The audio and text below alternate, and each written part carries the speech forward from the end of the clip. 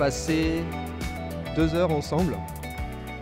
Ça va être un voyage au cours desquels je vais essayer de vous expliquer une méthode de dissection et de compréhension des matières organiques pour aboutir, je l'espère, à des solutions et des mises en pratique pour éclaircir le flou qui réside parfois sur tout ce qu'on entend autour des matières organiques, de la biologie du sol, de l'activité biologique du sol, où il y a beaucoup de recettes, mais parfois en fait il existe juste des indicateurs pour comprendre, hiérarchiser les problèmes et pouvoir agir sur le long terme en sachant où on va et en ayant un cap à suivre. J'espère qu'on arrivera à ça au terme des 2 heures. Alors rapidement, qui suis-je ? Moi, je suis Thibaut de Bailleul, je travaille pour le laboratoire Celesta Lab, qui est basé à Montpellier, en France. Et je vous présente rapidement le labo. Pour bien comprendre le contexte, Celesta Lab, c'est un laboratoire qui a 4 actions principales, qui sont faire de l'analyse de sol et de produits organiques, c'est-à-dire des digestats, des fumiers, des lisiers, des engrais verts, faire du conseil, des formations et des études spécifiques, comme par exemple, tiens, j'ai un nouvel engrais, quelle est la biodisponibilité du phosphore de cet engrais ? On l'envoie au labo, on fait des expérimentations spécifiques et on répond à cette question. Donc un métier complexe, mais le but du laboratoire, depuis 30 ans, donc ici vous avez une jolie photo de Xavier Salducci, le fondateur, qui n'a pas pu être présent aujourd'hui, qui avait mon âge à l'époque, et ça fait 30 ans qu'il fait la même chose. On n'est pas du tout novateur, parce que l'air du temps, c'est de toujours avoir des nouveaux projets, des nouvelles idées, mais pas du tout. Ce que je vais vous présenter, ça fait 30 ans que ça existe, c'est des résultats qui viennent de la recherche, et que le laboratoire a développé un petit peu dans son coin, un travail de fourmi depuis 30 ans, pour essayer de comprendre quelque chose à ce qui se passe dans le sol. La force d'exister depuis 30 ans, en fait, c'est d'avoir un référentiel suffisamment robuste pour interpréter les chiffres un peu barbares que nous sort une analyse de sol.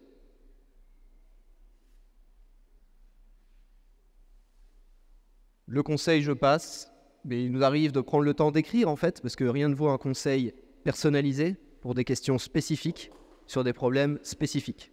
Comme je vous dis et comme vous verrez au cours de ma présentation, il n'y a pas de recette. Alors aujourd'hui, ce qui m'amène, c'est de répondre à cette question. J'entends souvent « un sol vivant, c'est bien. Un sol vivant, c'est extraordinaire, tout ira mieux.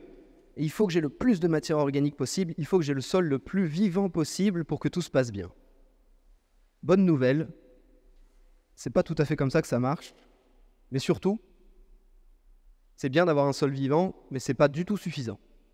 Je vais passer vite sur cette étape, mais je voulais vraiment faire ce rappel, parce qu'on va passer 2 heures à parler des matières organiques, mais je voulais quand même les resituer dans leur contexte. J'ai vu mes collègues dans les stands qui parlaient très bien de cette thématique, donc je vais aller vite. Mais au cœur des fertilités du sol, des 3 piliers que vous avez vus sur les panneaux dans ce salon, je vais simplement prendre 2 minutes pour vous parler de la fertilité physique, et après on prendra 2 heures pour comprendre en quoi les matières organiques impactent surtout ces volets qui font que les plantes arrivent à bien pousser et in fine qu'on fait de la marge et qu'on s'en sort. Est-ce que vous voyez cette image et est-ce qu'il y a des choses qui vous choquent ?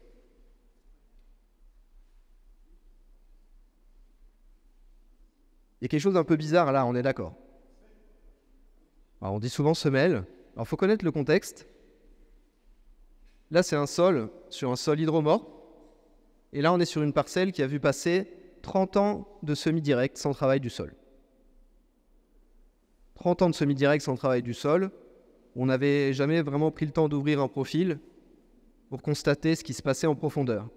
Et dans ce contexte-là très particulier de remontée de nappe, donc de remontée d'eau, le moindre chantier de récolte à l'automne impliquait en fait des tassements en profondeur qui n'étaient jamais visibles en surface parce qu'avec des pratiques d'apport de couverts très importants, on avait une stimulation très forte de l'activité biologique du sol un grumeau, un grumeleux incroyable en surface, un couscous.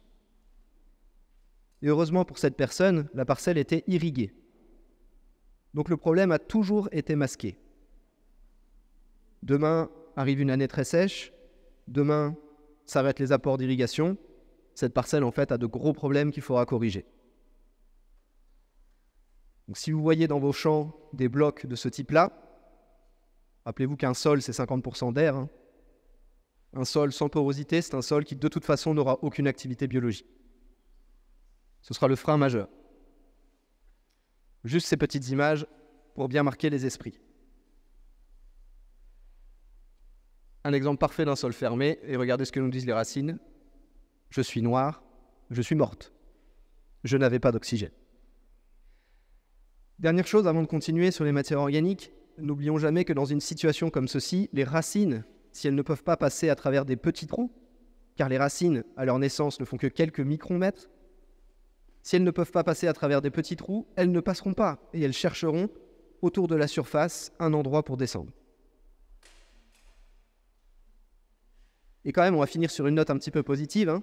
Quand on voit des choses qui vont très mal, dans des limons sableux par exemple, ici, c'est un exemple de Mathieu Loss, de la Chambre d'agriculture du 37. Quand on ouvre un profil de sol et qu'on voit des blocs fermés, des stratifiés, quand on sent qu'il y a vraiment un problème pour le passage des racines et pour le passage de l'eau, et la bonne nouvelle, c'est qu'en s'y prenant correctement, en un an, on améliore grandement les situations. Je ne détaille pas tout ce qui s'est fait ici, ce n'est pas l'objet, mais c'est pour finir sur une note d'optimisme sur l'état physique qui parfois décourage. Allons au cœur du sujet. J'ai parlé de la fertilité physique, maintenant je vais vous parler des matières organiques, mais avant ça, est-ce que c'est clair pour vous ce que c'est que la fertilité organobiologique ? Je suppose que si vous êtes là, c'est que vous souhaitez en apprendre un petit peu plus. Alors, j'ai longtemps cherché dans ces présentations une manière de le représenter qui soit simple, parce que c'est des sujets qui semblent un peu complexes, inabordables, mais finalement, j'ai trouvé cette image. Cette image qui date de quand j'étais conseiller de terrain dans le sud-ouest de la France. Et j'étais avec un agriculteur qui m'a dit « Tu vois ça ? Ben, je veux ça partout. » Ah. Alors, vous allez me dire, bon, c'est facile, c'est un ancien tas de fumier. Non, souvent on me dit ça. Pas faux. C'est un petit peu spécifique ce qui s'est passé ici. C'est un ancien tas d'ensilage de luzerne. On l'a bâché, l'ensilage s'est fait, ensuite on a décapé, on a tout ramassé, et là on arrive 4 ans après. Donc c'est pas un effet du jus, c'est pas un effet de l'azote éventuel, de la luzerne. Il y a quelque chose d'autre là. Il y a quelque chose qui est arrivé dans ce sol et qui a eu une action pendant 4 ans, et on voit la conséquence sur le végétal. Si vous deviez retenir quelque chose pour commencer ces 2 heures, on passe ensemble, c'est cette image. La fertilité biologique d'un sol, c'est quand on comprend comment arriver à faire ça dans son sol. Pour comprendre comment arriver à faire ça, j'ai besoin de vous détailler et de rappeler juste des définitions. Alors peut-être vous les connaissez, mais j'ai une certaine manière de les présenter. Qu'on soit tous d'accord sur ce que c'est que cette matière organique et à quoi elle sert. Pour commencer le voyage, on se demande d'où viennent toutes les matières organiques. Est-ce que vous savez d'où viennent toutes les matières organiques du sol ? Mais pas que. Hein. D'où vient votre peau ? D'où viennent vos cheveux ? D'où vient toute la matière organique qui est présente sur Terre ? Du carbone ? Oui, c'est du carbone en fait. La matière organique, c'est du carbone. Mais ça ne me dit pas d'où ça vient. C'est ça. Ça vient de la photosynthèse. Toutes les matières organiques que vous avez dans votre sol, les 3%, les 5%, les 1% de matière organique que vous avez dans votre sol, c'est le cumul de tout ce que les plantes ont réussi à photosynthétiser grâce à cette équation magique qu'est la photosynthèse, hein, qui réussit l'exploit de transformer un gaz avec de l'eau et grâce surtout à de l'énergie en une molécule chimique basique, on va ici le glucose, et dans la liaison carbone-carbone, on a vraiment le stockage de l'énergie qui vient de la photosynthèse. Donc du glucose, c'est une forme de stockage. Tout vient de là. Et c'est quoi l'inverse? La respiration, bien sûr. Je vois qu'il y a des gens qui ont suivi ces cours-là récemment. L'inverse, c'est effectivement la respiration. Si mon diapo veut bien se passer. Hop. Merci. L'inverse, c'est la respiration. Exactement. La respiration, il y a un synonyme, en fait. C'est quand on prend un sucre en présence d'oxygène avec des organismes vivants et qu'on dégage du dioxyde de carbone. Donc en fait, là, ce que vous êtes en train de voir, c'est une minéralisation. Ça veut dire qu'on fait passer du carbone sous forme organique, puisqu'il est mélangé à de l'oxygène, de l'hydrogène. On le fait passer sous une forme minérale, puisque ça devient du gaz. C'est aussi simple que ça. C'est exactement ce qui est en train de se passer dans votre ventre, vous qui êtes en train de digérer le repas de midi et d'essayer de ne pas vous endormir pour m'écouter. Vos enzymes sont en train de découper les frites, l'amidon des frites, pour vous donner de l'énergie, pour vous tenir assis, pas pencher la tête et m'écouter. Bon, une fois qu'on a vu ça, donc on sait que, d'accord, une feuille, c'est de la matière organique, très bien. Et quand cette feuille, elle tombe sur le sol, elle passe par un processus de transformation. Il n'y a rien de nouveau. On a sorti ça d'un bouquin de 6e, de SVT. Donc on connaît tous ces bases-là. Mais même si on connaît toutes ces bases-là, il faut quand même préciser des choses.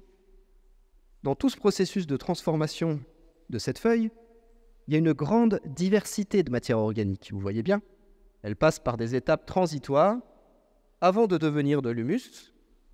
Et surtout, elle est décomposée et elle permet à toute la faune du sol de vivre, de se mettre en mouvement, de manger, de se manger les uns les autres.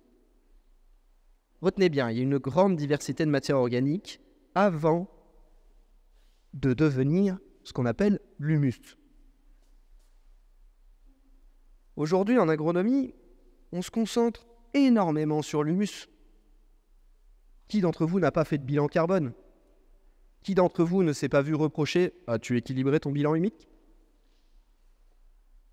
On se concentre là-dessus. Et on oublie ça. À quoi ça sert? En fait, tout ce processus-là de transformation de la feuille, de digestion de la feuille, ça sert à activer la vie du sol. C'est une forme d'énergie. Et en fait, on peut quantifier cette énergie. Un petit exemple. Si je compare l'énergie que contient 1 litre de fioul, c'est de l'ordre de 10 kWh. Et si on prend 1 kg de paille, c'est moitié moins, autour de 4-5 kWh. Un sarment pareil, sarment de vigne, 1 kg de pâte. Et tiens, c'est la même chose que 200 Robert. Est-ce que vous connaissez Robert? Non? Je vais vous présenter Robert. Je pense que Robert va marquer les esprits et vous permettre de bien comprendre ce que c'est cette énergie.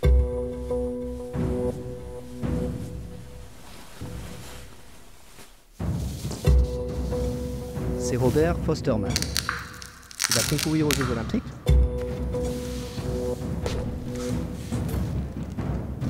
Alors, ses cuisses font la taille de mon trou. Il va se prêter à un jeu très simple. Faire griller une tartine de pain. You feel ready? Everything is okay with the handlebar, seat post, shoes, seat. Okay. Everyone on positions now. We're getting ready for take. And remember that when Robert loses power, the toaster will pop up.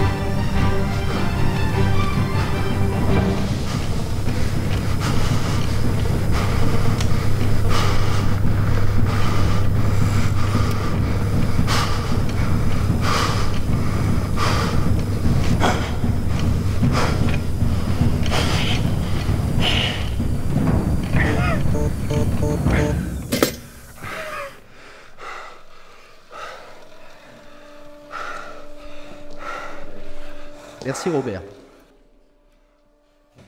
Il vient de fournir un effort surhumain. Want to lie down? Robert, pour griller cette tartine de pain,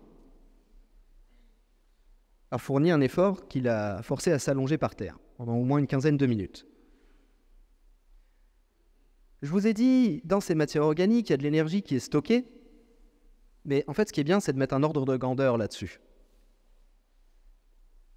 Et si on prend une tonne de matière sèche que produiraient par exemple vos engrais verts, vos couverts végétaux, et bien dans une tonne de matière sèche de couverts, il y a l'équivalent de 200 000 Robert en termes d'énergie. Et comme on ne sait pas bien la mesurer, on n'en parle pas beaucoup. C'est pas de la philosophie, hein. C'est pas de l'énergie métaphysique, c'est de l'énergie biochimique. Vous allez me dire, ce qu'il faut retenir, c'est que la matière organique, avant d'être de l'humus, c'est un fournisseur d'énergie. Si vous arriviez à retenir ça aussi des 2 heures qu'on passe ensemble, ce serait super. Et après, comment on va s'en servir? Et surtout, mais en fait, à quoi elle sert cette énergie? Comment vous pouvez vous en servir? Ce qu'il faut comprendre, c'est que quand cette énergie arrive sur le sol, la première chose qu'elle fait, c'est qu'elle va être digérée, assimilée par les micro-organismes du sol. Et là, vous avez une photo d'un agrégat de terre dans lequel on a zoomé sur cette partie-là. Hop, on zoome, donc là, regardez l'échelle, ça fait 1 micron. Donc on est vraiment à l'échelle du micromètre. Pour ceux qui ne connaissent pas trop cette distance-là, 1 micron, c'est comme si je mettais une bille au milieu de 2 terrains de football. Donc on est là. Et regardez bien, cette cellule est en train de se diviser. Il y a 2 noyaux. Elle se divise, et en se divisant, littéralement, elle pousse le sol. Elle transforme l'énergie biochimique, qui était dans la matière qu'elle est en train de digérer, en énergie mécanique. Elle pousse le sol. Et bien en fait, ces fameux 200 000 Robert, dans une tonne de matière sèche de couverts végétaux, ils servent à mettre en mouvement la biologie du sol qui va foisonner le sol. Ces trous, ils font la taille de l'ordre du micromètre. Et ces petits trous qu'on va trouver dans des agrégats de sol, ça va permettre de créer la base de toutes les porosités qu'on trouve dans un sol. En partant par la porosité des poils absorbants, vous avez vu ici la taille des petites gouttelettes ici en présence. Ça, c'est ce qu'on appelle l'eau retenue dans un sol. C'est de l'ordre inférieur à 10 microns. Donc si vous n'avez pas la microporosité d'un sol, en tout cas celle qui est générée par l'activité biologique, elle ne va pas se refaire toute seule. Il faut de l'énergie pour qu'elle se refasse. Une fois que ces trous sont créés, il y a les apex racinaires qui peuvent passer. Une fois que les apex passent, ils font plein d'impacts dans la matrice du sol, et quand on sort un agrégat, on se retrouve avec un bel agrégat ici avec plein de petits trous de la taille d'une tête d'épingle, d'anciens passages de racines, j'en passe, des galeries de vers de terre mélangées, etc., etc. Et c'est à ça qu'elle sert, cette énergie. À quoi sert-elle également l'énergie? Elle sert à activer cette biomasse microbienne qui a la bonne idée de vivre autour des racines, dans la rhizosphère. Là, c'est une très belle image où on voit des cellules microbiennes avec une substance qui les rend phosphorescentes, qui sont tout autour d'une racine. Parce que les racines sécrètent des sucres, il y a de l'eau, c'est un milieu confortable. Cette biomasse microbienne, c'est l'engrais localisé le plus performant que vous puissiez avoir. Mais encore une fois, elle ne va exister qu'à condition qu'elle ait à manger pour se développer. Apporter des cellules microbiennes sur un sol dans lequel il n'y a pas à manger, ça ne sert à rien.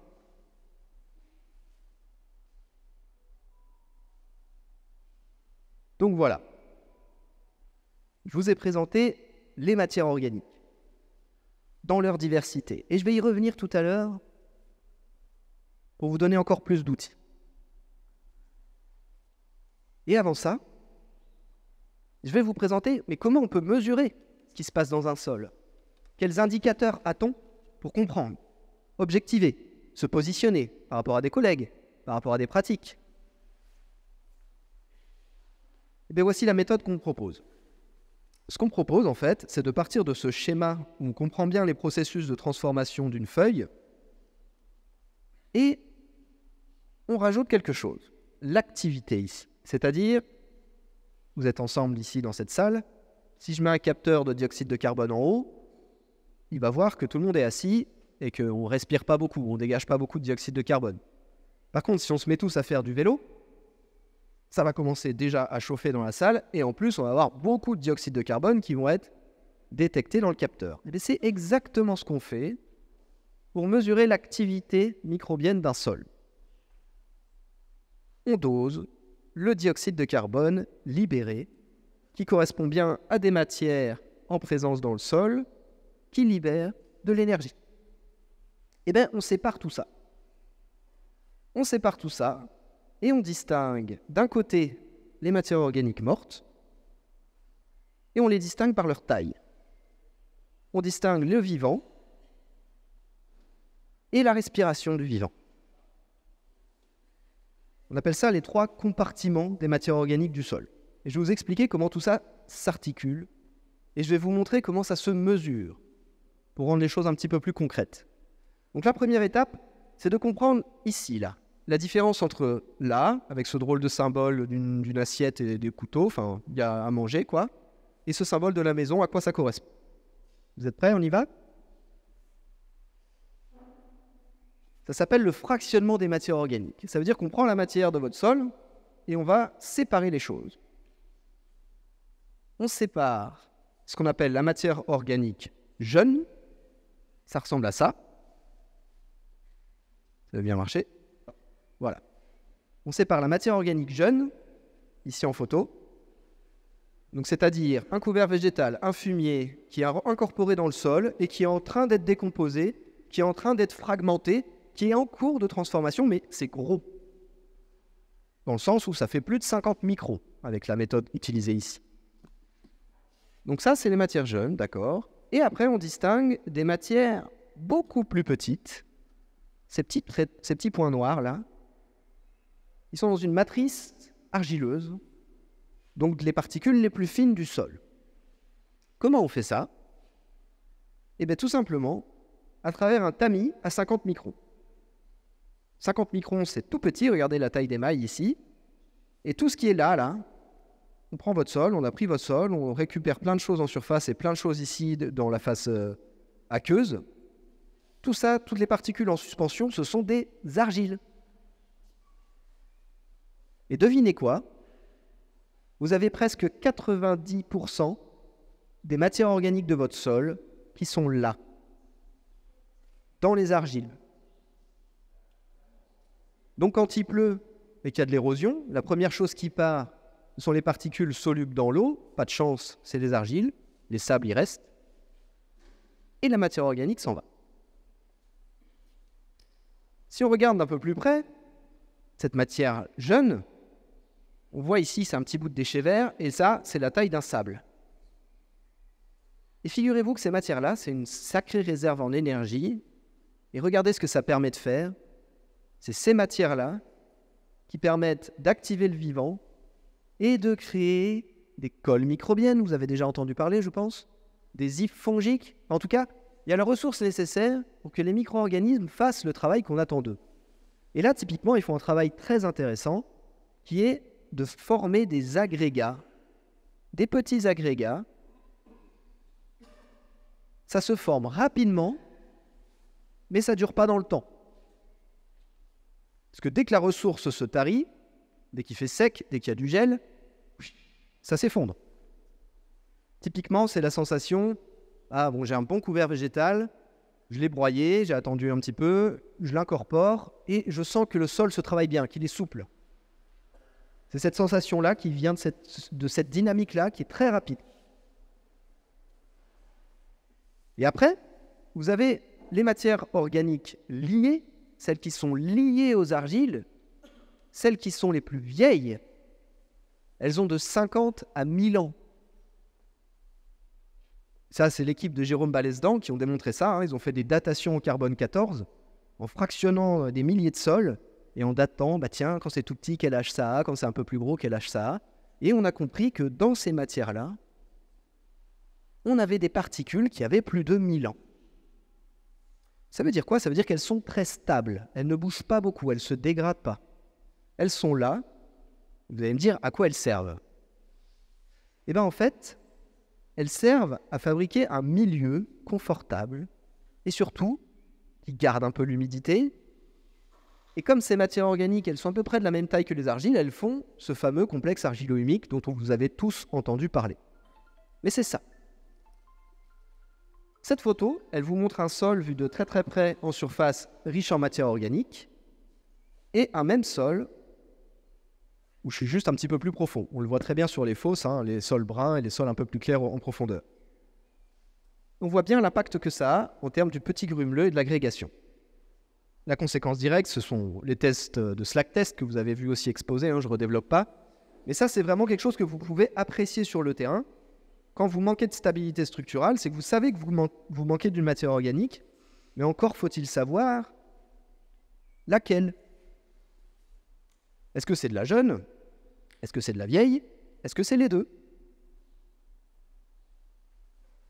Pour éviter ça, c'est pas irrémédiable, on peut l'éviter. Donc là, j'ai parlé du premier volet, on différencie les matières organiques et on commence à comprendre qu'il y a différentes fonctions parce qu'en fait, elles ont des tailles différentes. Donc d'accord, elles n'agissent pas tout à fait de la même manière sur le sol, sur la structure du sol, sur la stabilité structurale, mais pas que. Maintenant, je vais vous parler des convives. La biomasse microbienne, l'engrais localisé le plus performant. Comment on mesure ça? En fait, on distingue tout simplement ce qui est vivant de ce qui est mort. Et pour distinguer ce qui est vivant de ce qui est mort, on prend de la terre fraîche, hein, elle n'est pas séchée. On prend de la terre fraîche et on la passe au chloroforme. Ce n'est pas très agréable que le chloroforme, hein, sous vide, a la particularité de rentrer dans tous les interstices du sol et d'aller détruire toutes les cellules vivantes. Je vous déconseille d'en respirer. En faisant ça, on a accès à l'information de quelle est la quantité de cellules microbiennes, donc ces bactéries, champignons, protozoaires, hein, présentes dans le sol. Il y a des chercheurs qui se sont amusés à calculer la quantité d'éléments minéraux qu'il y avait en présence dans cette biomasse microbienne. Et quand ils ont ramené ça à l'hectare, ils se sont rendus compte que ce n'était pas du tout négligeable, qu'on pouvait avoir presque 270 unités d'azote dans des cellules microbiennes, 200 unités de phosphore. Mais est-il disponible? A priori non. Il est stocké dans des cellules microbiennes. Tant qu'elles ne meurent pas, ce n'est pas disponible. On va développer ça après.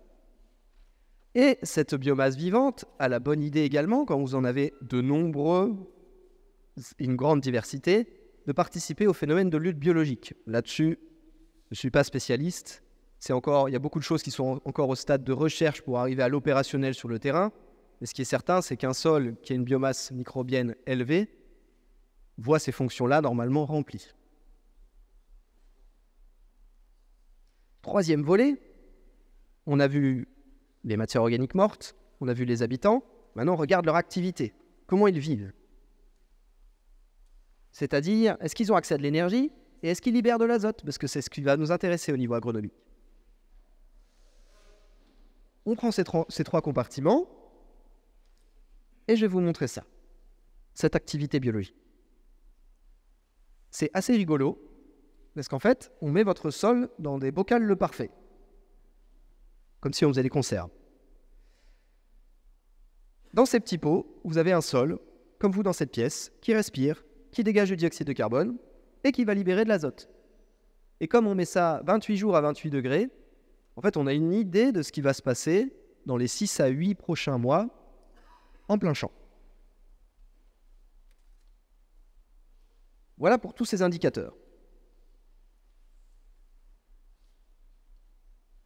Je vais me baser là-dessus pour vous expliquer et vous donner une carte. Excusez-moi, la transition c'est mal faite. Voilà. Quand on voit ces trois compartiments, on comprend qu'il y a quelque chose là qui s'articule. C'est-à-dire que j'ai des êtres vivants qui se nourrissent quelque part, qui habitent quelque part, qui respirent, qui libèrent de l'azote. En fait, on a besoin d'une représentation encore plus schématique, et ça, c'est la photo d'un sol. C'est la photo qu'on peut prendre d'un sol pour comprendre son fonctionnement. Si vous regardez bien cette image, vous avez des cercles de couleurs, ici, et vous avez des pointillés et un trait plein. Le trait en pointillé, ça veut dire que quand vous êtes en dessous, c'est pas très bien. Quand vous êtes au-dessus du trait plein, ça veut dire très bien, vous êtes au-dessus de la normale. En fait, l'objectif, c'est que le cercle de couleurs soit entre les deux. Donc là, sur cette photo d'un sol, sur cette photo de toutes les matières organiques présentes dans un sol, on voit qu'il y a la matière organique totale, la matière jeune ici qui est très faible, l'habitat qui est très faible, déficitaire, les habitants qui n'arrivent pas très bien à se développer. Comme ils n'ont pas accès à de la ressource de qualité, ils n'arrivent pas très bien à s'activer et ils ne libèrent pas d'azote. Vous commencez à comprendre comment tout ça s'articule. Ce que je voulais vous faire passer comme message, c'est qu'on n'a pas la recette magique pour avoir un sol fertile, mais on a au moins une notice. Parce que personne d'entre vous achète un tracteur, monte dedans, appuie sur l'accélérateur pour aller le plus vite possible. Personne ne fait ça. Pourtant, quand on parle de l'activité biologique des sols, des matières organiques, on entend des gens qui mettent 120 tonnes, 200 tonnes, 400 tonnes de BRF hectares, sans savoir où aller. Rassurez-vous, on peut piloter. Et voilà un petit peu de manière encore plus schématique comment ça se présente. C'est un petit peu nouveau. Vous prenez des convives dans un sol, ceux-là, on les mesure, et qu'est-ce qu'ils font? Hop, ils vont aller manger la matière organique jeune. Ils la mangent, quand ils la mangent, comme vous êtes en train de manger vos frites, là, les digérer, vous dégagez du dioxyde de carbone. Nous, on le capte au laboratoire. On a une information sur, est-ce que le sol est actif? Et la conséquence de cette respiration, de cette dégradation des matières organiques, de cette minéralisation, la conséquence, c'est qu'on libère de l'azote. En cassant des molécules organiques dans le sol, on libère les petites molécules d'azote, mais pas que, les oligos, le phosphore, qui est relié aux matières organiques. Et en fait, ce qu'il faut bien comprendre, c'est que c'est cette dynamique-là de digestion des matières organiques qui a lieu en permanence dans un sol vivant. Quand ce processus ne se passe pas, il n'y a pas de libération d'azote, in fine, pas de fertilité pour vous. Qu'est-ce qui se passe après? Il y a une phase qu'on appelle l'humification. C'est-à-dire les êtres vivants ont pris tout ce qu'ils pouvaient dans la matière organique entrante et se concentrent des matières plus petites, des déchets microbiens, qui viennent alimenter l'humus du sol. Et ça se cumule d'année en année, et ceci explique pourquoi les sols sont à 80% constitués de matière organique liée, et ils ont toujours une petite réserve en matière organique jeune. Mais tout l'enjeu, c'est d'alimenter régulièrement le sol en matière organique jeune avec la matière organique adaptée, celle qui a les fonctions qu'on attend de matière organique jeune. Je vais développer ça juste après. Est-ce que vous avez des questions jusque-là? Je continue? D'accord, très bien. Oui?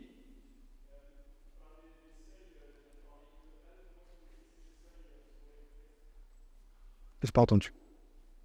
Parler de seuil? Oui, vous avez parlé de seuil de matière organique totale, donc c'est votre ligne en pointillé. On va juste savoir comment vous fixez ces seuils en fonction des contextes pédo. Est-ce que c'est des seuils statiques ou est-ce que c'est des seuils calculés d'une autre manière? Alors en fait, on s'est rendu compte, au bout de 30 ans d'expérience, enfin, c'est pas moi qui m'en suis rendu compte, mais c'est Xavier Salducci, que la dynamique de stockage des matières jeunes et des matières liées dans le sol dépendait de la texture du sol.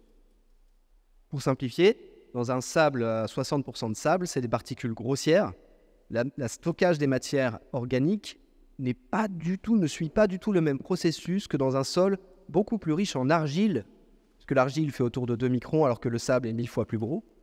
Et donc, on se retrouve sur des dynamiques de protection et de stockage dans des sols argileux, alors que pas du tout dans des sols sableux. Ça veut cependant pas dire qu'il y en a un plus vivant que l'autre. Et donc, nos seuils, ils sont ce que j'appelle la tête chercheuse. C'est-à-dire qu'ils vont chercher toutes les textures les plus proches de votre terre et vous positionner dans cet ensemble-là. Et après, c'est effectivement un positionnement statistique, dans le sens, on vous regarde où vous vous situez par rapport à la médiane et on vous juge, est-ce que c'est dans la normale, est-ce que c'est plutôt fort par rapport à la médiane ou plutôt faible. Mais votre question est extrêmement pertinente. Est-ce que ce référentiel est adapté à chez moi? Est-ce qu'il est adapté si je suis sur des terres de groix qui font 20 cm d'épaisseur et que je me compare à d'autres argiles qui font 1 mètre de profondeur? Et c'est là où intervient, non pas le laboratoire qui lui fournit juste des clés, une méthode et des résultats fiables, mais ce qui intervient, l'expertise de terrain, d'avoir un petit peu de recul éventuellement sur un petit échantillon local et de voir si les résultats agronomiques collent bien à ce qu'on a pu nous mesurer au laboratoire. Je vais vous donner un exemple très simple. Je travaillais sur les terres de Groix en Charente. C'est des sols où il y a 50% de cailloux. La conséquence directe, c'est qu'au résultat de l'analyse de sol, qui se concentre sur la terre fine, qui fait moins de 2 mm, et bien on retrouve des taux de matière organique à 7%. Et donc ça explose tous nos indicateurs. On dit, mais ils sont extraordinairement forts, tout va bien, comment font-ils? En fait, c'est simplement un effet de concentration dans la terre fine de toutes les matières qui tombent sur le sol. Donc il faudrait diviser les valeurs par 2 pour se comparer au reste du référentiel. Est-ce que ça répond à votre question?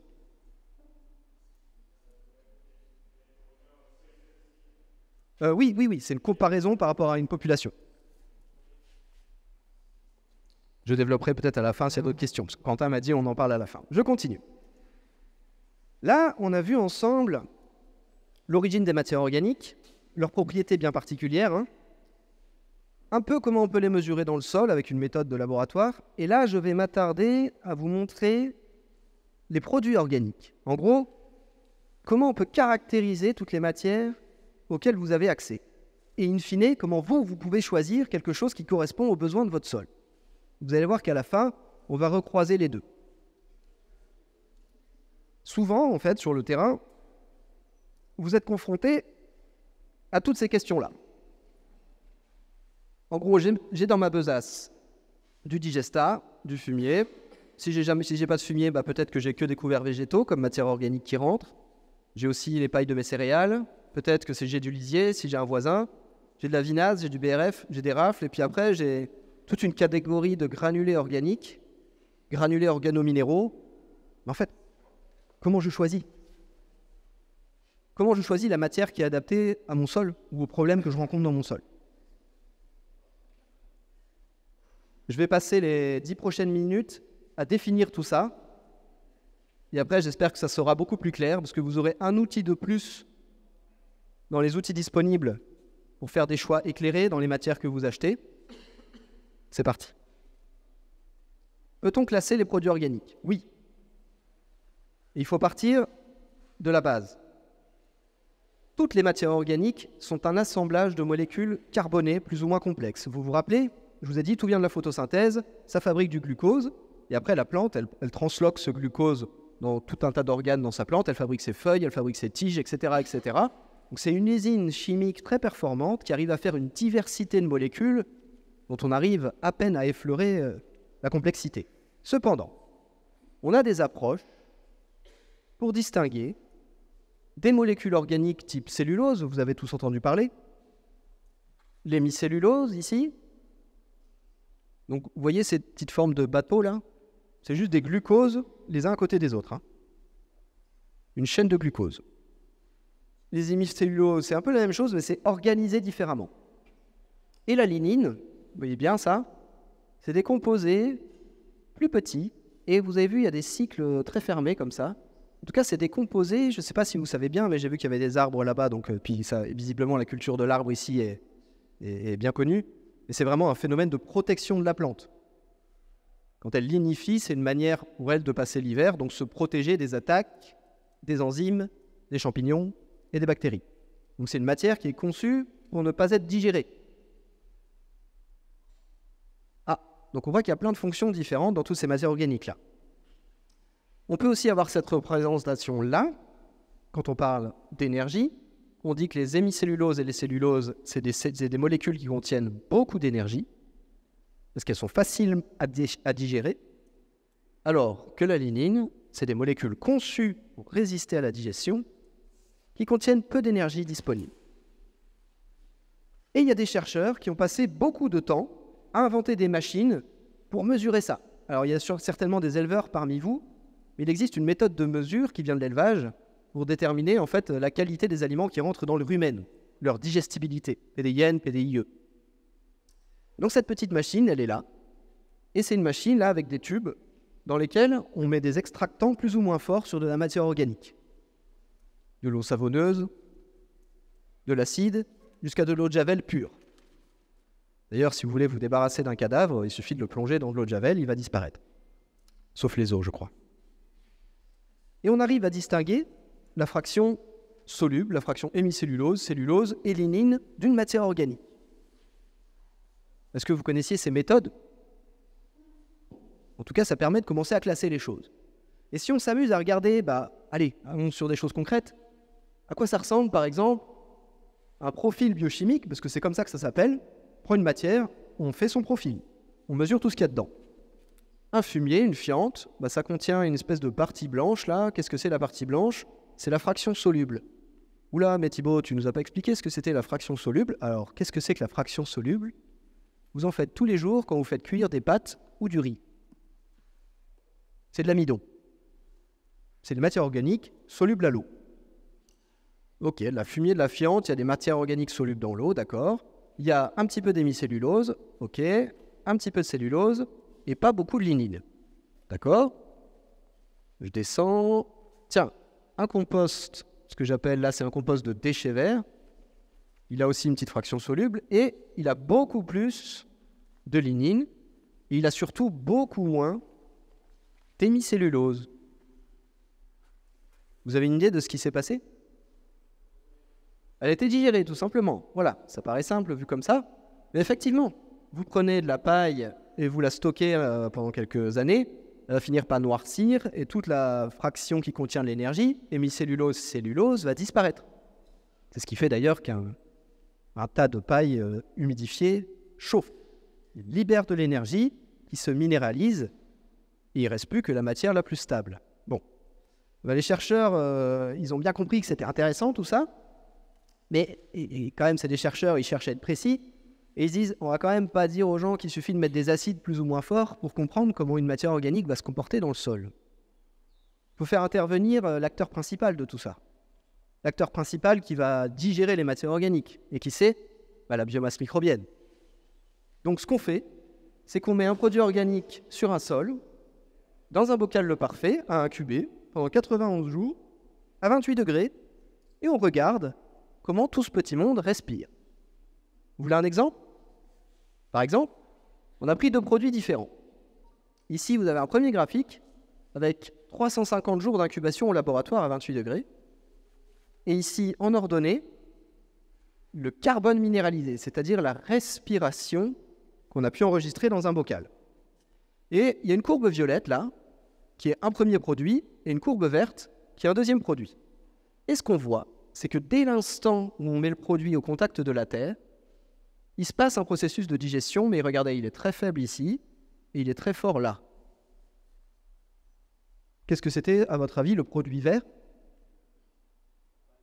La paille, un fumier, et surtout, qu'est-ce que c'était ce produit-là, le violet? Du déchet vert composté. Une matière très noire, très stable. De la tourbe, ça aurait pu faire la même chose. Et les chercheurs se sont amusés, en parallèle de mesurer la respiration microbienne, de regarder, tiens, mais comment évoluent les habitants du sol? Et ce qu'on voit, donc là en rouge, c'est le sol témoin, et ici, en ordonnée, c'est la quantité de biomasse microbienne. Donc à T0, tout le monde est au même endroit, et dès l'instant où on met le produit dans le sol et qu'il est digéré, respiré, hop, on crée une multiplication des cellules microbiennes, ce qui paraît logique, hein. Vous donnez à manger, les cellules microbiennes de votre sol, elles sont en famine. de carbone. Dès que les conditions sont réunies, elles vont tout digérer ce qu'il est possible de digérer.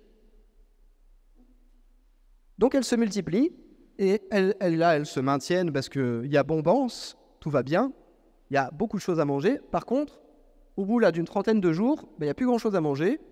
On le voit là, hein, vous avez vu, ça respire moins, ça arrive sur un plateau. Donc en fait, crac, tout le monde meurt.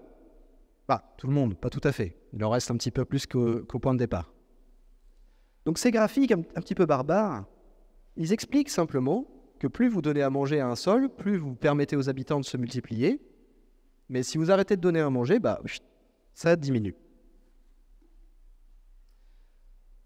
Alors, pour résumer tout ça, pour comprendre et caractériser des matières organiques, des produits organiques, des fumiers, des digestats, des composts, des BRF et je ne sais quoi, il faut retenir ça.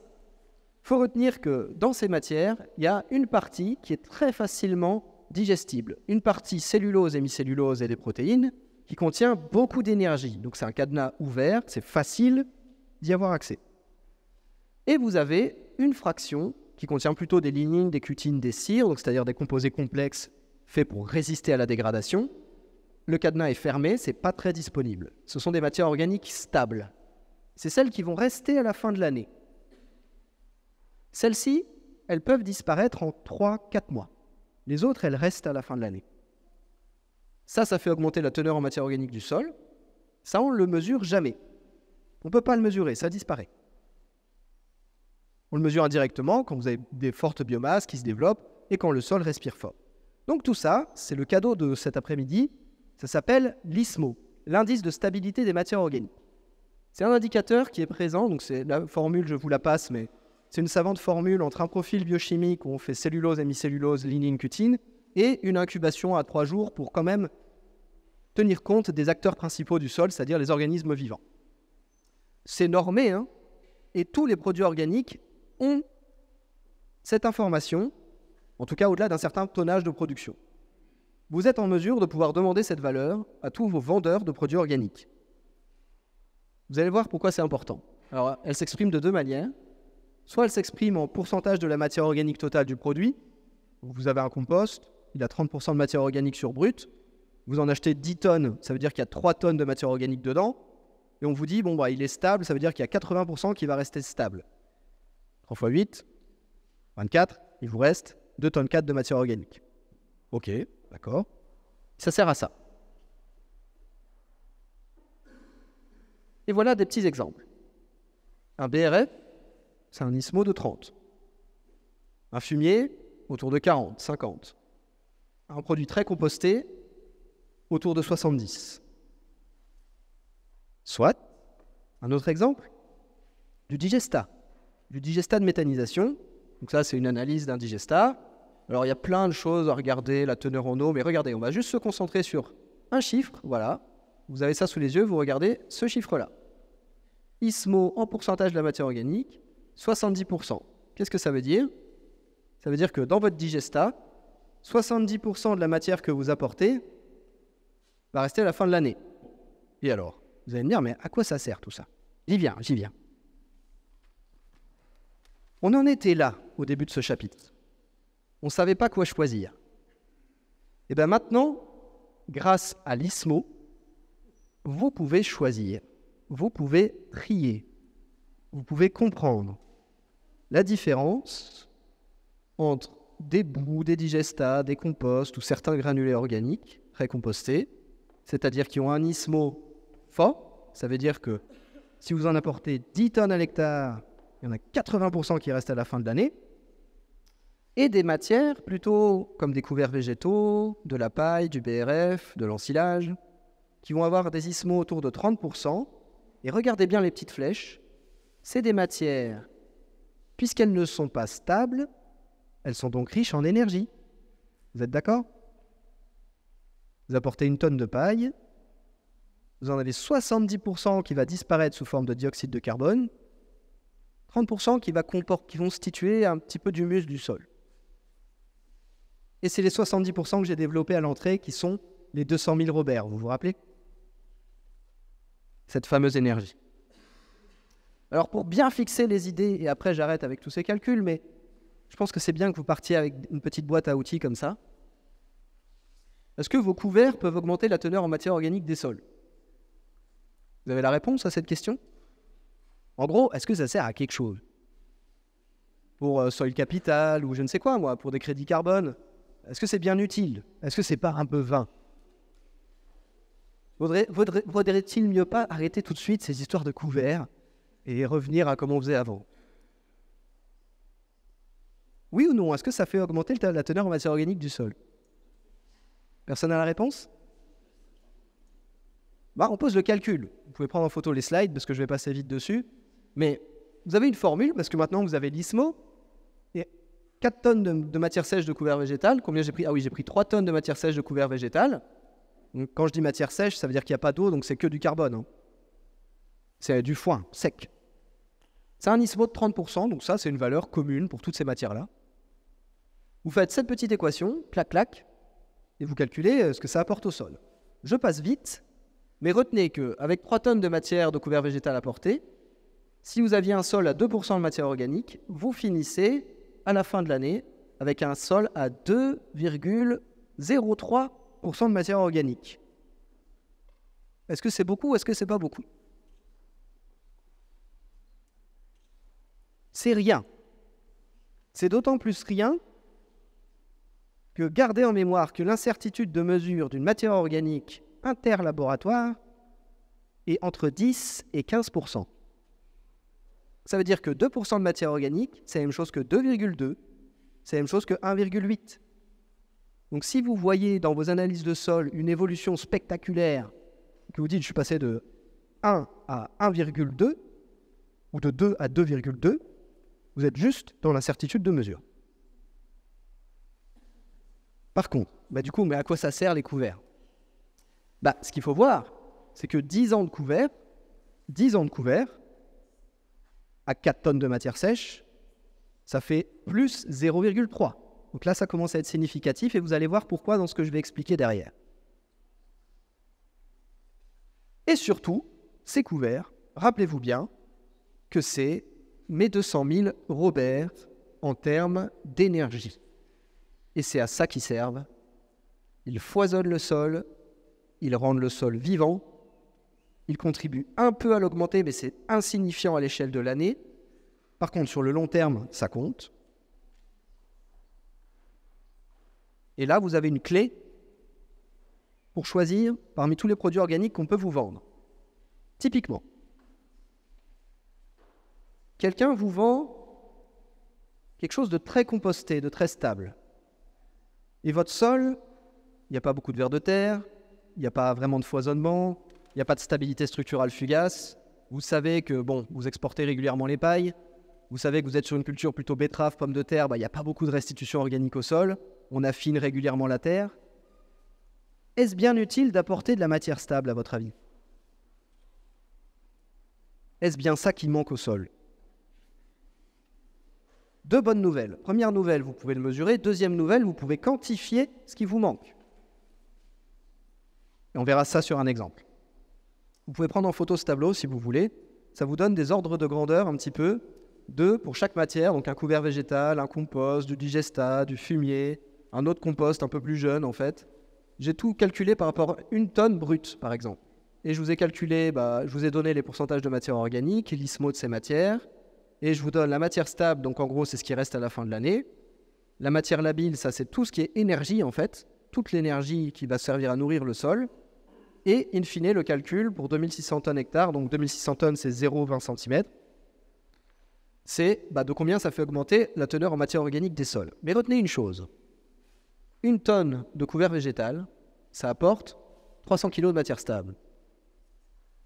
1 tonne de compost, c'est à peu près la même chose. Bon, c'est un petit peu moins, mais c'est dans les mêmes ordres de grandeur.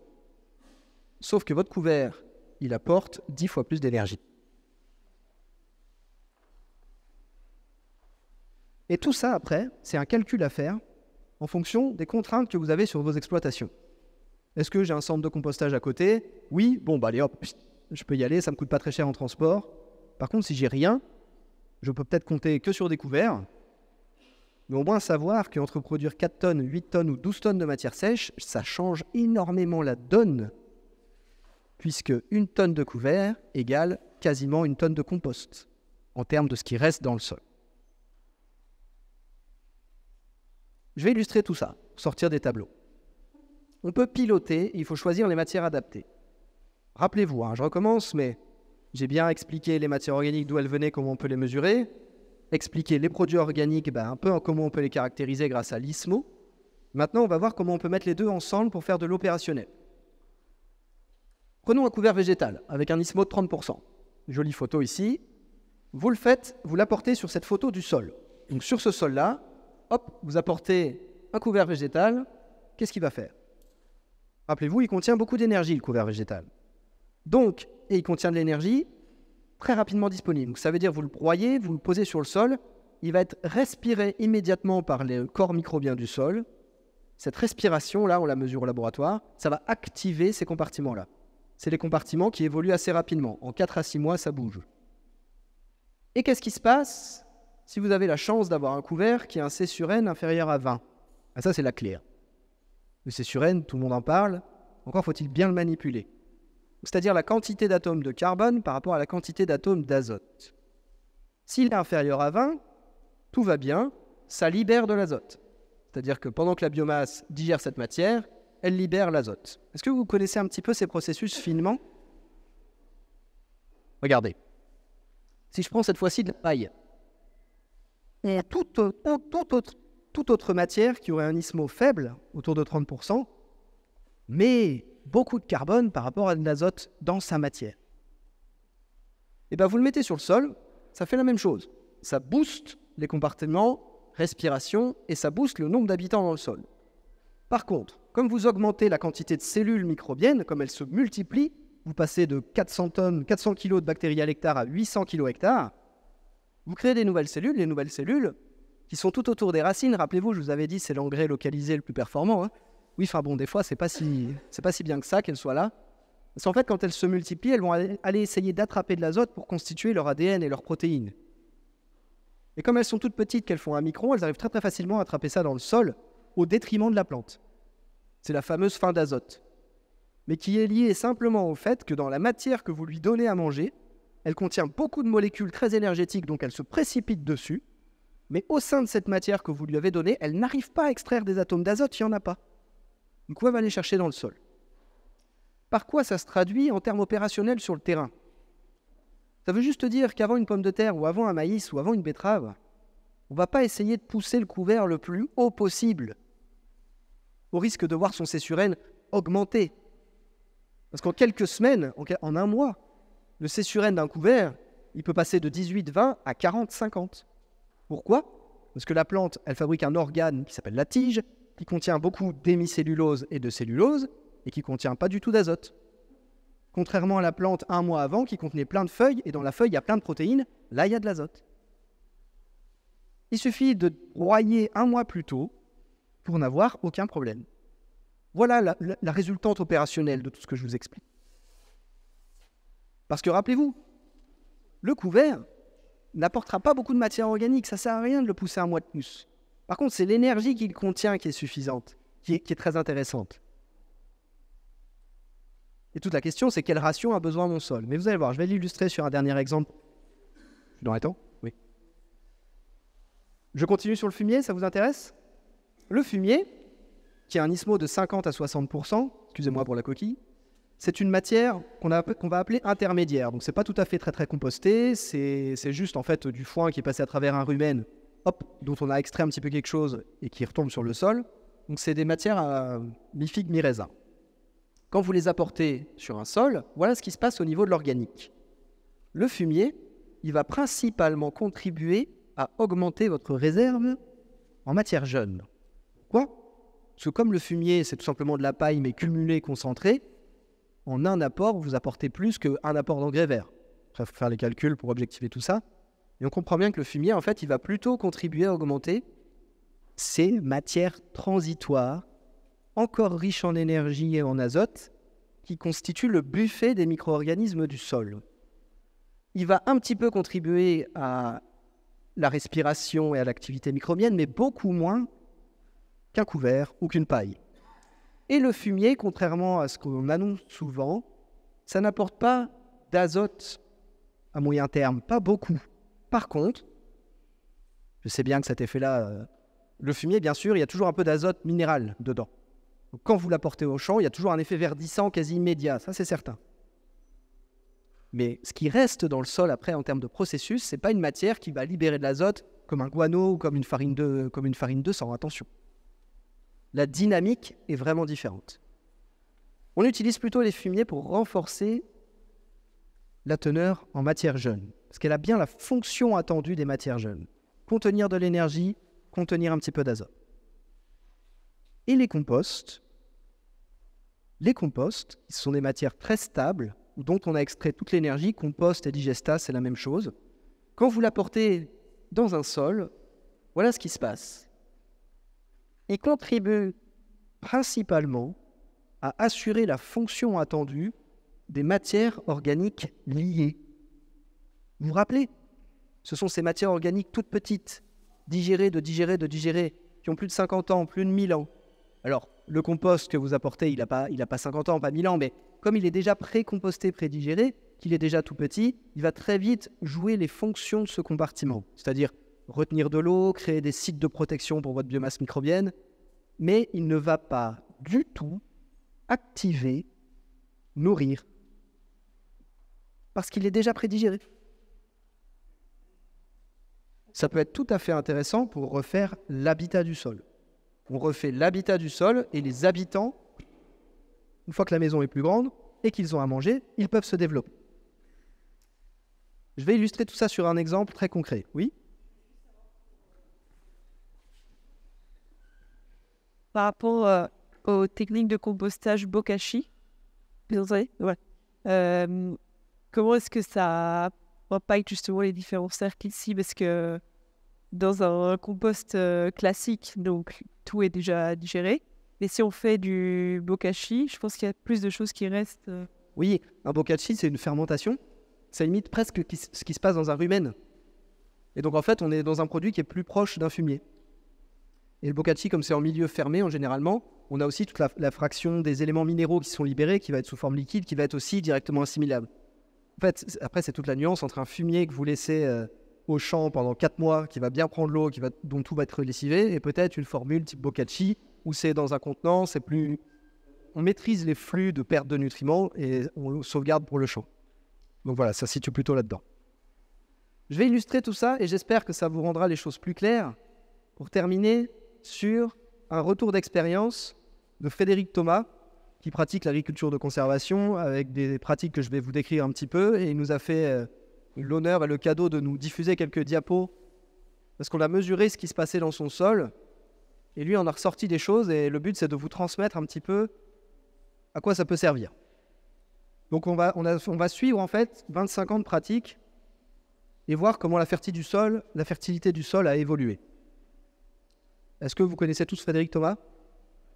Un agriculteur pionnier en agriculture de conservation qui a fondé la revue TCS. Voilà un petit peu dans quoi il joue. Il joue là-dedans. Donc c'est des sols de Sologne, c'est en Sologne en France. C'est-à-dire qu'on a du sable, en dessous de l'argile imperméable et des battements de nappe. Ce pas des conditions très favorables. On a du sec sur du gras, on a des sols qui sont filtrants, on a des sols très pauvres, on est à 80% de sable. Le maïs, c'est pas facile. Et regardez la couleur du sol, voilà le contexte. Voici l'état structural un petit peu au départ de tous ces essais. Donc là, c'était un labour en planche, on voit que ça ne se tient pas. Et on voit une petite bêche qui sort un profil de sol, on voit bien que c'est tout blanc. Et bien prenons une photo avec la méthode que je viens de vous présenter. Si on prend une photo de ce sol, voilà ce qu'on voit et je vais vous décrire. On voit un sol qui a 0,6% de matière organique totale, très faible.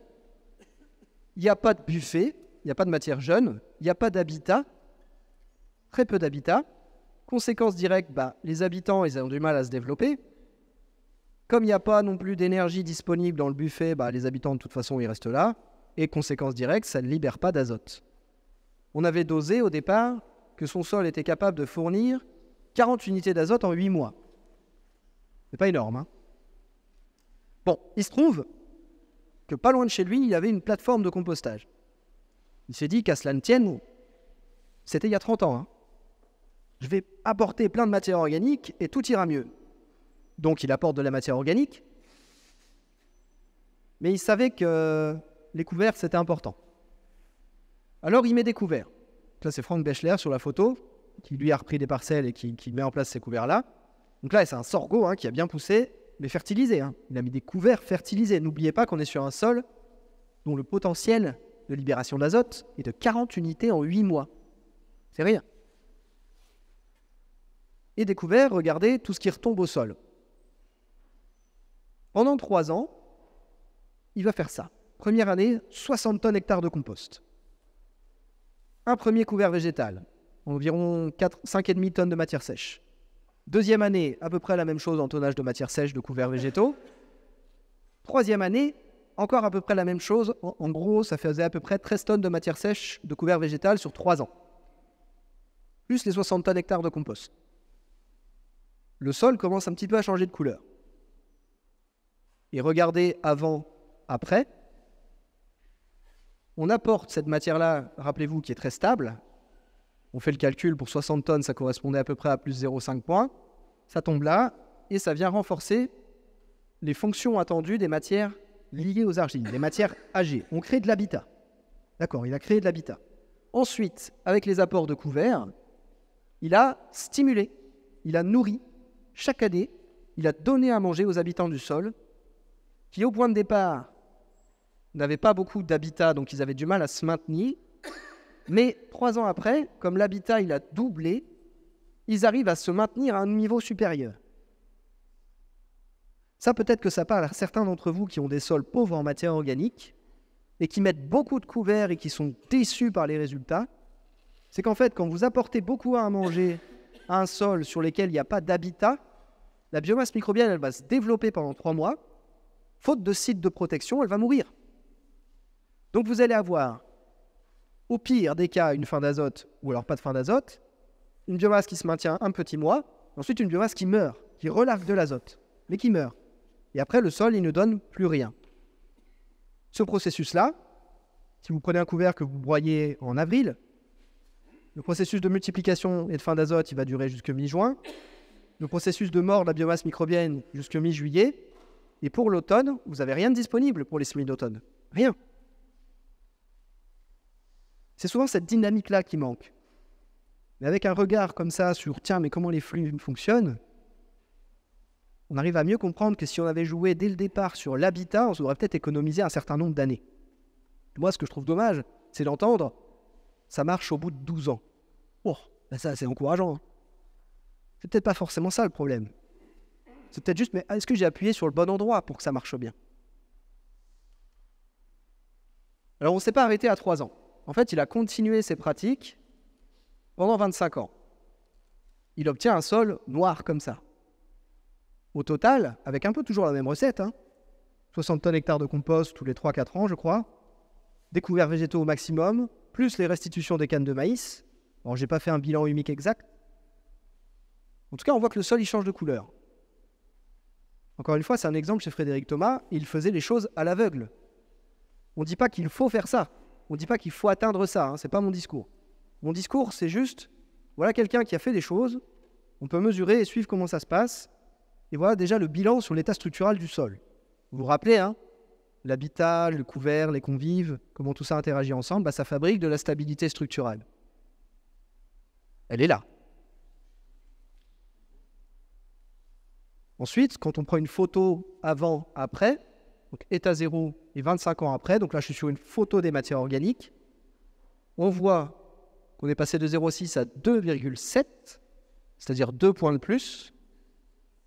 On a complètement renforcé l'habitat, on a bien alimenté le buffet, et ça c'est tous les engrais verts.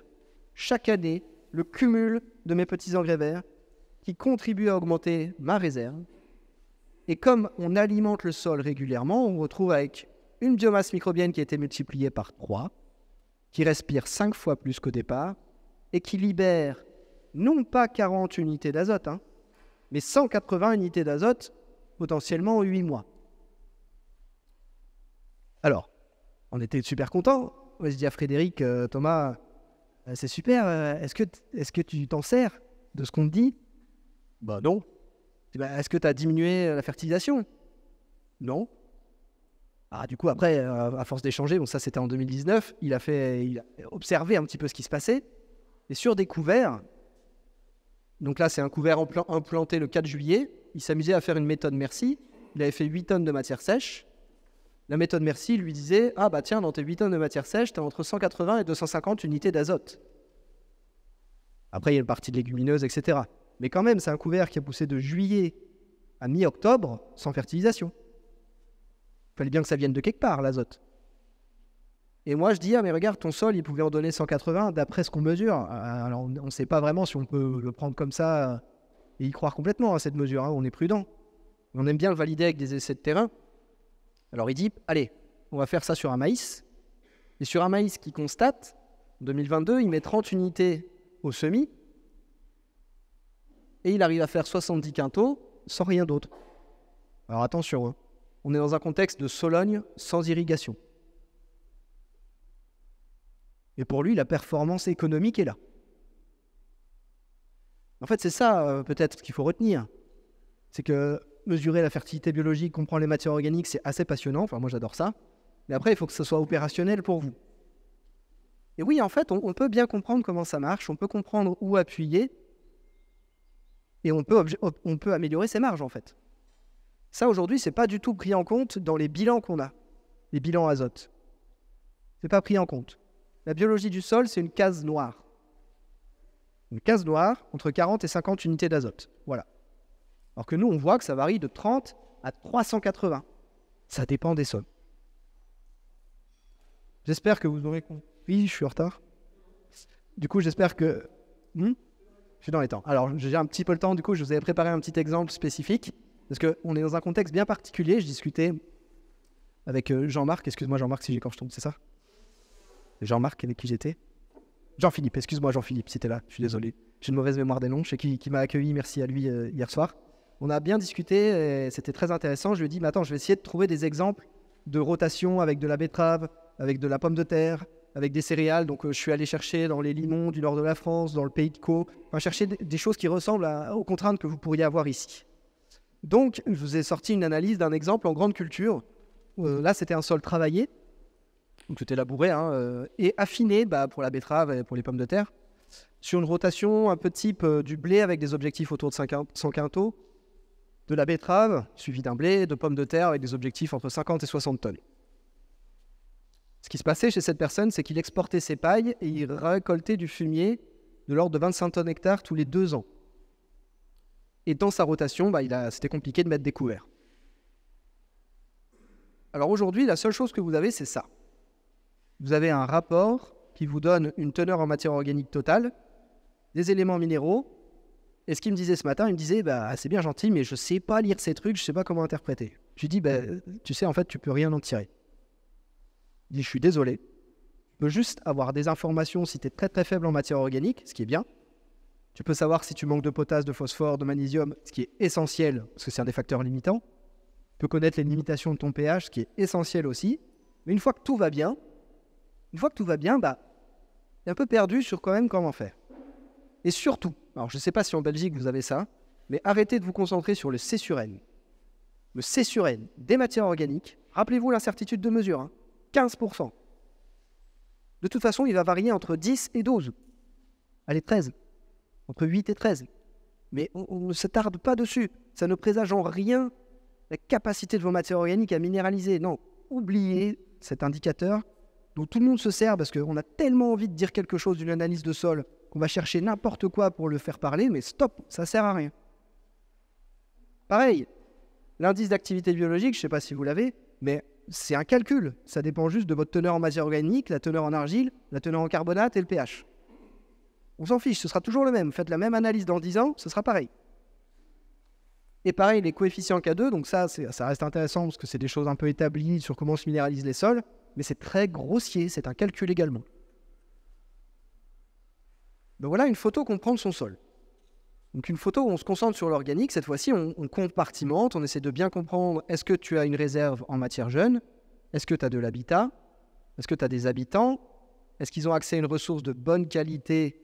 C'est-à-dire, est-ce qu'ils peuvent bien respirer et avoir de l'énergie, les habitants du sol? Et surtout, est-ce qu'ils libèrent de l'azote? Parce que c'est ça aussi qui m'intéresse. Et bien là, sur cette rotation, sur un sol très limoneux, vous voyez, sur des CEC de 11, je pense que ça ressemble un petit peu à ce que vous pourriez avoir ici. En fait, dans son système, il n'arrive pas à apporter suffisamment, le flux de matière jeune n'est pas suffisant pour maintenir ce compartiment-là. Du coup, il est faible. Ayant des réserves faibles, en plus d'un habitat très faible, problématique d'érosion. Le problème de l'érosion, c'est qu'il suffit d'une fois pour en perdre beaucoup. Ou alors, il suffit d'aller retourner un petit peu profond, une fois, pour se retrouver en surface avec un endroit où il n'y a plus rien, il n'y a plus de matière âgée, parce qu'elles sont juste au fond. Le problème, c'est qu'elles font la stabilité structurale, et quand on a perdu ça, il faut le refaire. Donc, dans ce contexte, pour cet agriculteur, le conseil qu'on pouvait lui donner, parce qu'on calcule les choses, on dit, bon, écoute, tu manques de quelque chose, il faudrait que tu sois entre les deux bornes, là aussi, il faudrait que tu sois entre les deux bornes. Voilà le cap à suivre qu'on te donne. On te dit qu'il te manque 0,2 points de matière jeune, ça équivaut à peu près à 43 tonnes de fumier. Alors, attention, on n'est pas à 1 tonne près. Nous, on fait 43 parce qu'on fait des calculs comme ça, mais en gros, il te faut entre 40 et 50 tonnes de fumier, mais pas maintenant. C'est juste qu'on te donne le déficit. Alors peut-être que toi, dans ton système, tu vas pouvoir l'apporter dans 3 ans, dans 4 ans, peu importe, mais au moins, il y a un cap à suivre. Je sais que je manque d'à peu près tant de matière jeune pour être dans la norme. Je sais aussi, et là c'est plus grave, qu'il me manque énormément de matière liée aux argiles, de la matière stable, et là c'est de l'ordre de 60 tonnes. Bon, comment je vais faire? Je ne sais pas de recette. En tout cas, sache qu'il faut que tu tentes vers ce cap-là. Parce que c'est ce qui explique que tu as un problème de stabilité structurale. C'est ce qui explique que ça retient un petit peu moins d'eau. C'est ce qui explique que ta biomasse microbienne, elle n'arrive pas à se capitaliser. Donc à toi de voir ce que tu priorises, à toi de voir les stratégies que tu peux mettre en place, peut-être sur 5 ans, mais en tout cas, il y a un cap à suivre, c'est toujours pareil. Et on en vient au dernier conseil qui est, idéalement, une fois que tout ça est remis à niveau, un petit peu comme ce qu'on a vu chez Frédéric Thomas, une fois que c'est remis à niveau, là, sur le gîte et le couvert, il faudrait essayer d'alimenter régulièrement, mais pas viser 12 tonnes, 15 tonnes de matière sèche, non, c'est pas ça. C'est alimenter, juste qu'il faut, la biologie du sol pour que chaque année, elle vive, elle ronronne, elle fournisse les services qu'on attend d'elle, libérer de l'azote, libérer les oligo-éléments, libérer le phosphore, faire de la microporosité, faire de la stabilité structurale, point barre. Et peut-être que 4 tonnes de matière sèche de couvert, c'est suffisant. C'est toujours à adapter en fonction du système. Et là, je parle beaucoup de couvert parce que on est en grande culture, c'est parfois la matière la plus facile à apporter. Et si vous avez du BRF, pourquoi pas du BRF? Si vous avez, je sais pas moi, de l'ensilage, pourquoi pas de l'ensilage? Enfin bref, réfléchissez ISMO. ISMO égale matière qui contient de l'énergie ou pas d'énergie. Est-ce que mon sol manque d'énergie ou pas? Je conclus pour laisser le temps aux questions. En conclusion, il y a 3 compartiments dans le sol, on peut les mesurer. Et on raisonne en fait par déficit pour établir un conseil. Quand vous êtes en déficit dans un des compartiments, on peut trouver des matières adaptées en se basant sur l'ISMO. L'échelle de l'ISMO vous permet de choisir en fait des produits qui vont correspondre à renforcer l'habitat, renforcer plutôt le compartiment des matières jeunes, ou alors booster, dynamiser, créer un sol qui a juste besoin d'un petit peu de plus, juste un petit peu plus d'énergie. Et c'est souvent des produits qui n'apportent jamais de matière organique, ils ont juste un effet stimulant. Voilà pour moi, j'ai terminé. Merci pour votre attention. Et si vous avez des questions, on y répond.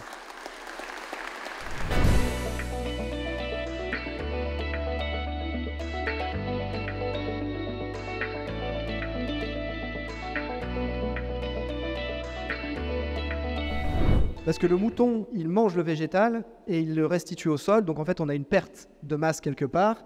Donc c'est pour préciser que la déjection du mouton, c'est pas comme un couvert, mais c'est plutôt comme un fumier. Il y a une prédigestion, donc on perd de l'énergie, mais il y a quand même un petit peu on concentre, c'est vraiment un effet concentration.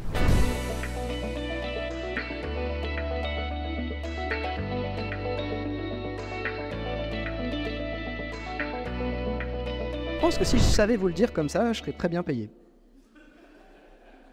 Donc, il faudrait le mesurer. Voilà. Voilà. Mais il faudrait, effectivement, en tout cas, on a une perte en ligne par rapport au couvert seul. Ça, c'est sûr. Il y a une perte. Parce que les bactéries présentes dans le rumen digèrent quelque chose et le mouton, il dégage, il y a du dioxyde de carbone ou du méthane qui se dégage. Il y a une perte en ligne. Donc, l'extrême de ce que vous êtes en train de décrire, c'est un digesteur. Le digesteur d'un méthanisa, en fait, c'est on apporte de la matière végétale qu'on met dans un rumen qui est une grosse machine et dont on établit les performances pour qu'il extrait tout le méthane. Et qu'est-ce que c'est le méthane? C'est du carbone, c'est de l'énergie. Donc c'est l'énergie qui ne revient pas dans le sol. Donc ça veut dire qu'on a une perte d'énergie, mais après, on gagne de l'humus. Hein. Mais est-ce que c'est de l'humus dont on a besoin? Ça, c'est une question.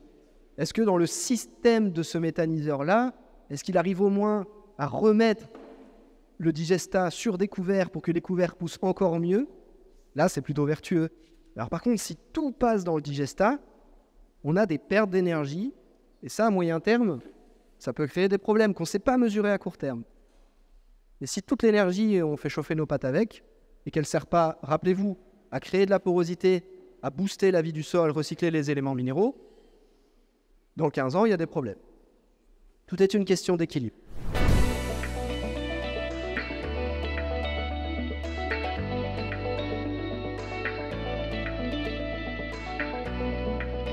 Et bien là, je vais vraiment faire appel à votre bon sens.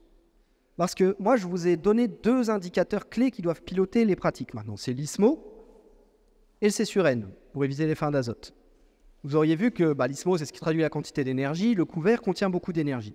Et en fait, prenons l'exemple où le couvert est vivant, on le détruit. Souvent, il est roulé. Quand il est roulé, ça veut dire que la masse, elle est sur le sol.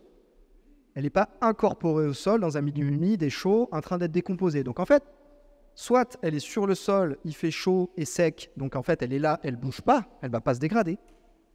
Elle ne bouge pas, donc elle ne fait pas de fin d'azote tout de suite. Deuxième phénomène dont je n'ai pas beaucoup parlé, mais votre question me pousse à le faire et c'est très important de le faire. Rappelez-vous que la fin d'azote n'a lieu qu'à partir du moment où il y a multiplication des habitants du sol. Si vous avez un sol, mettons, qui a 1 tonne de biomasse microbienne, vous lui donnez une ration à manger. La ration correspond au nombre d'habitants, ils ne vont pas se multiplier. Donc s'ils ne se multiplient pas, il n'y a pas de fin d'azote. Sur des sols extrêmement vivants, bien potentialisés, ils sont tout à fait capables d'absorber une quantité de matière, peut-être 2 à 3 fois plus importante qu'un sol qui est avec des biomasses 3 fois plus faibles, qui lorsqu'il va recevoir un bol alimentaire aussi disproportionné par rapport au nombre d'habitants, il va se mettre à se multiplier. Et c'est lui qui va générer des fins d'azote. Vous voyez, il y a cette notion-là qui est encore plus subtile, mais qui permet de bien comprendre pourquoi au cas par cas, parfois j'en ai une là de fin d'azote et parfois j'en ai pas là. Première chose. Et deuxième chose, oui, donc c'est juste qu'après, il faut faire appel au bon sens sur la dynamique, sur la vitesse de minéralisation d'un couvert ou de quelconque matière que ce soit. Ça va simplement dépendre de la température et de l'humidité. Il y a Madame Sylvie Recousse qui travaille à l'INRA dans l'Est de la France. Ils ont beaucoup travaillé sur ce sujet de couvert, de vitesse d'humectation. Ils ont pris la tête, hein. Ils ont fait la différence entre des couverts de paille de tournesol, de sorgho, etc. Ils ont vu que la porosité des pailles, la porosité des matières est extrêmement importante parce qu'elle retenait plus ou moins l'eau. Donc du coup, ça se décomposait plus ou moins vite. Enfin, ils ont vraiment fait un travail de fourmi là-dessus. Donc elle a des vidéos accessibles sur Internet. Et ça permet de comprendre qu'en fait, au terme opérationnel, la dynamique, c'est juste température, humidité. Et moi, cet après-midi, je vous ai parlé ISMO C/N pour bien comprendre ce qui tombe dans le sol. Après, la dynamique, c'est autre chose. Voilà.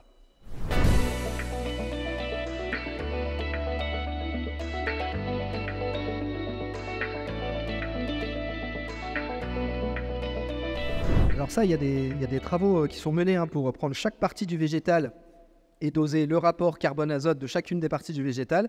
Donc il y a une publication, je ne sais plus exactement l'auteur, mais qui ont fait ça sur soja. Enfin, c'est très bien référencé, vous pouvez trouver des publications. Et effectivement, le C/N des racines, c'est surprenant, ça dépend de certaines espèces. Et après, il faut toujours quantifier quelle est la quantité de racines produites. Donc on dit qu'en général que c'est 20-25% de la biomasse extérieure produite. Mais là, ça reste un peu une boîte noire pour l'instant. Mais vous avez tout à fait raison, ça contribue. Parce que des racines vivantes, elles émettent aussi des sucres. Et donc, j'ai l'impression qu'un sol, justement, où on va venir semer dans un couvert qui est encore vivant, etc., c'est pas forcément, il ne faut pas forcément voir ça comme c'est 100% du carbone. À mon avis, il y a quand même encore de l'azote qui est incorporé dans le sol, même en fin. Votre question, c'est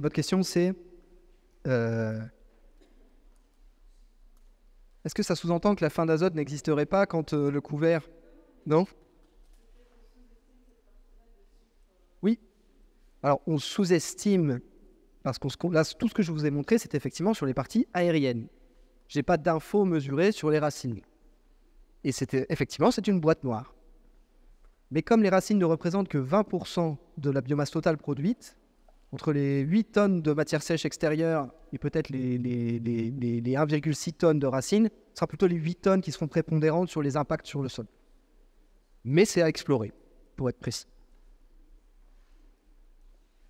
Typiquement, une luzerne, attention, hein, ça a une racine supérieure à 40. Hein. On dit souvent derrière une luzerne, tout va bien, mais en fait, si on fauche la luzerne à chaque fois, qu'il n'y a aucune restitution de feuilles au champ, on fait très bien les foins, il n'y a aucune petite feuille qui est tombée, en fait, on se retrouve qu'avec des racines qui ont plutôt un C sur N de 40 et qui vont plutôt faire des fins d'azote.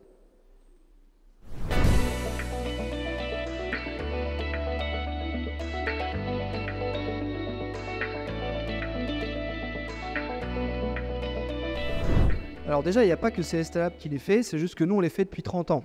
Donc on a un bon référentiel. Vous avez d'autres laboratoires qui le font et qui mesurent le fractionnement des matières organiques, la biomasse microbienne, etc. Combien coûte une analyse? Une analyse de la biologie du sol complète, avec à la fois la biologie et la physico-chimie. Donc en fait, pour voir les 3 piliers de la fertilité, nous, on veut aussi avoir des infos PKMG en fait. PKMG, pH, comprendre dans quel milieu on évolue. Ça coûte 380 €. Et vous allez me dire, ouah, c'est pas donné par avoir une analyse classique. Et moi, je vais vous dire, mais surtout, ne le faites pas partout. Si en fait, vous avez un lot homogène, avec des pratiques homogènes depuis 30 ans, c'est vraiment toujours la même rotation, vous prenez un endroit et vous aurez la réponse sur l'organique. Et après, vous ne faites plus d'analyse.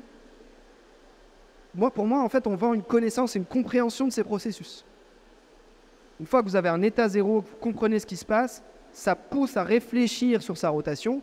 Alors là-dessus, il y a des acteurs qui sont, je trouve, il y en a peut-être d'autres, s'il y a des gens en Belgique qui existent, mais moi je connais très bien Ecosystème, ils seront présents demain. En fait, ils ont vraiment ce plus de partir d'abord sur l'analyse, l'état organique, mais ensuite, ils vont sur du conseil, sur des ateliers, et c'est en groupe, c'est en collectif, sur des temps longs, ça permet des échanges, et donc là on est dans l'opérationnel, dans le comment je fais chez moi. Voilà.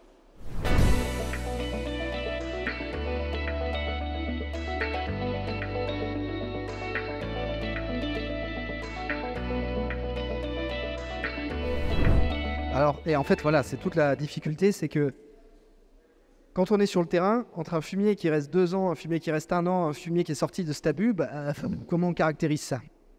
En fait, moi, ce que j'aime bien comme indicateur, c'est juste si le tas chauffe encore quand il est humide, c'est qu'il contient encore pas mal d'énergie. Donc, on sera plutôt sur les formes intermédiaires dont je vous parlais. Par contre, si la matière est tout à fait noire et qu'elle chauffe plus du tout, là, on est sur des matières très stables, type compost. Donc, elle n'aura pas le même impact, pas la même fonction au niveau du sol, la biologie du sol.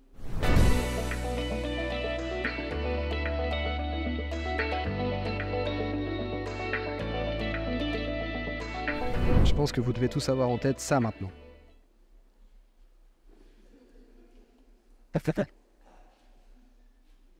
Là, regardez, ça c'est Jean-Marc Prudhomme, qui est un agriculteur en TCS à Aigre, en Charente, qui est devenu ami en fait à force de se côtoyer. Il me dit, t'es bien gentil, mais qu'est-ce que je fais de tout ça? En gros, moi, ça fait 15 ans que je fais de l'agriculture de conservation.